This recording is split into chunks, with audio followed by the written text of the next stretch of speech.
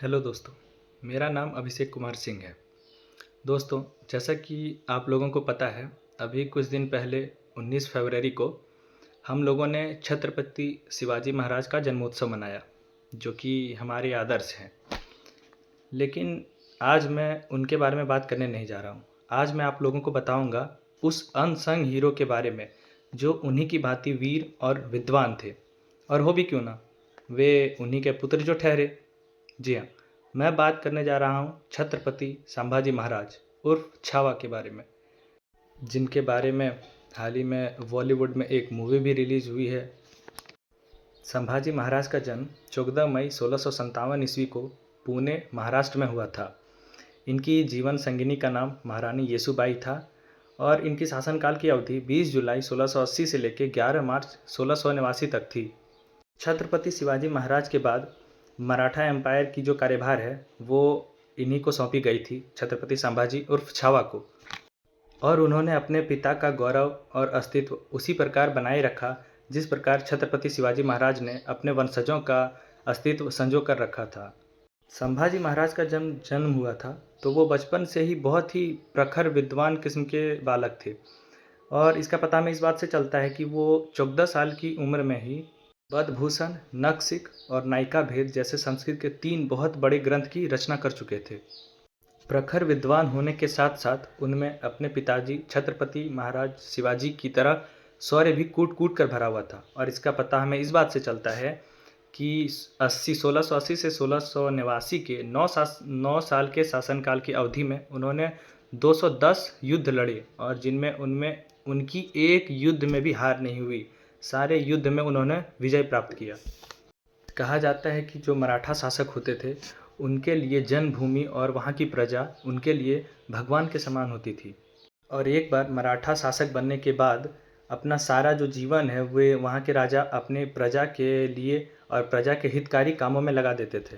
छत्रपति शिवाजी महाराज की मृत्यु से मराठा साम्राज्य को एक बहुत बड़ा झटका लगा। लेकिन छत्रपति संभाजी महाराज जैसे ही उनका राज्याभिषेक हुआ, उन्होंने अपने पिता से भी और अधिक गति से अपने साम्राज्य का विस्तार किया।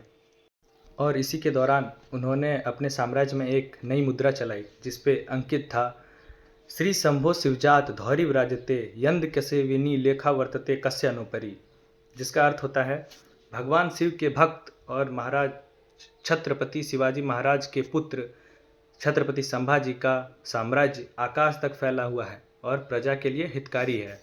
छत्रपति संभाजी महाराज ने अपना प्रथम युद्ध बुरहानपुर का आक्रमण के दौरान लड़ा था। उसके बाद उन्होंने मुगलों और पुर्तगालियों को भी पराजित किया।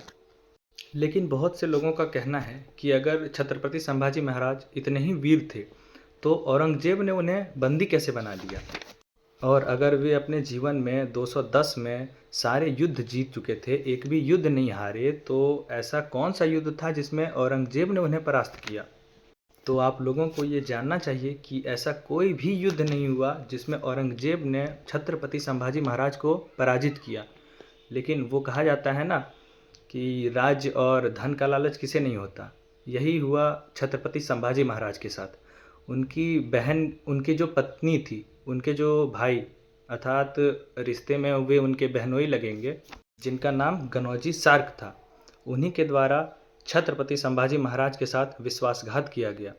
जब छत्रपति संभाजी महाराज एक गुप्त स्थान में बैठकर मुगलों के खिलाफ कुछ योजनाएं बना रहे थे तो चुपके से गनौजी सार्क ने ये सूचना मुगलों को दे दी। क्योंकि इस छत्रपति संभाजी महाराज ने उन्हें राज्य देने से मना कर दिया था तो उन्होंने मुगलों से जाके हाथ मिला लिया। छत्रपति संभाजी महाराज को पता था कि वे जिस गुप्त स्थान पर बैठे हुए हैं उनका पता मराठों के अलावा किसी को नहीं है, क्योंकि वह बहुत ही सुरक्षित स्थान था। लेकिन उन्हें ये नहीं पता था कि मुग़ल इनका जो रास्ता है वो जान चुके हैं। और इसी दौरान औरंगजेब का सेनापति 5000 सैनिक बल के साथ छत्रपति संभाजी महाराज पर आक्रमण कर देते हैं। उस वक्त छत्रपति संभाजी महाराज अपने सिर्फ 200 सैनिक और 24 विश्वासी लोगों के साथ योजनाएं बना रहे थे। युद्ध की आशंका से परे छत्रपति संभाजी महाराज अपनी योजनाएं बनाने में व्यस्त थे। लेकिन उन्हें जब अचानक पता चला कि मुगलों ने उन पर आक्रमण कर दिया है तो वे अपने 200 सैनिक बलों के साथ ही उनसे युद्ध में व्यस्त हो गए। और सिर्फ 200 सैनिक बलों के साथ ही उन्होंने मुगलों के 3000 सैनिकों के प्राण ले लिए। लेकिन अंत में हुआ यही जिसका डर था। औरंगजेब के सेनापति ने छत्रपति संभाजी महाराज और उनके परम मित्र कवि कलश को बंदी बना लिया और ले जाकर मुगल कैद खाने में डाल दिया। इसीलिए इतिहास में ऐसा कोई भी युद्ध का वर्णन नहीं मिलता है जिसमें औरंगजेब ने छत्रपति महाराज संभाजी को परास्त किया हो। वह युद्ध नहीं था बल्कि छल था। जब औरंगजेब ने छत्रपति संभाजी महाराज को कैद खाने में जाकर देखा तो वो बहुत ही खुश हो गया और उसने छत्रपति संभाजी महाराज से कहा कि अगर तुम मेरे 3 शर्तों को मान लेते हो तो मैं तुम्हें प्राण दंड तो दूंगा पर ज़्यादा यातनाएं नहीं सहन करने दूंगा। और वे उनके जो 3 शर्त थे वे थे, पहला, जो मराठा साम्राज्य था उसमें खजानों का असीमित भंडार था, तो औरंगजेब उस खजाने के भंडार का पता जानना चाहता था।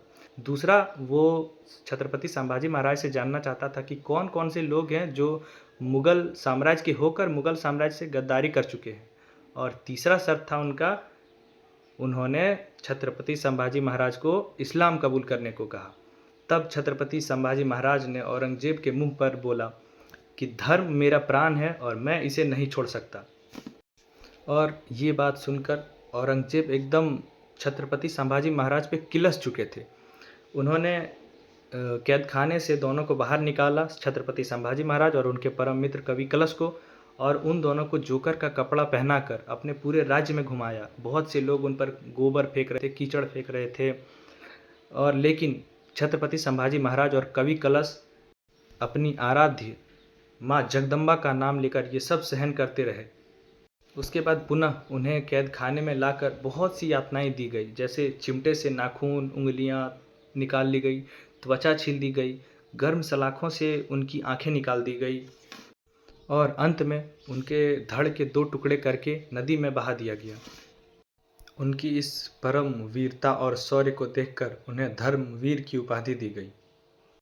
छत्रपति संभाजी महाराज और उनके मित्र कवि कलश ने मरना स्वीकार किया, पर उन्होंने अपने देश, अपनी प्रजा और अपना धर्म के साथ कभी विश्वासघात नहीं किया। और उनका जो ये जवाब था औरंगजेब को कि धर्म मेरा प्राण है और मैं उसे छोड़ नहीं सकता, इसी वचन को हमें भी अपना आदर्श मानकर चलना चाहिए। NCERT की गलतियों के कारण एकेडमिक क्वालिफिकेशन के लिए हमें बाहर से आकर भारत पे राज करने वाले मुग़ल शासकों के बारे में पढ़ना तो ज़रूरी है और इतिहास में पूछता भी उन्हीं के बारे में है। लेकिन अगर आपको शौर्य की असली परिभाषा को जानना है तो आप अकबर या औरंगजेब की युद्ध गाथाओं को नहीं, बल्कि महाराणा प्रताप, छत्रपति संभाजी महाराज, छत्रपति शिवाजी महाराज की युद्ध नीतियों को पढ़ें और समझें।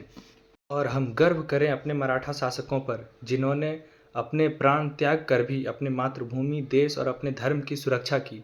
हमने अपने इतिहास में पढ़ा है अकबर महान, औरंगजेब महान, लेकिन कहीं भी ये नहीं पढ़ा छत्रपति शिवाजी महाराज महान, छत्रपति संभाजी महाराज महान, महाराणा प्रताप महान।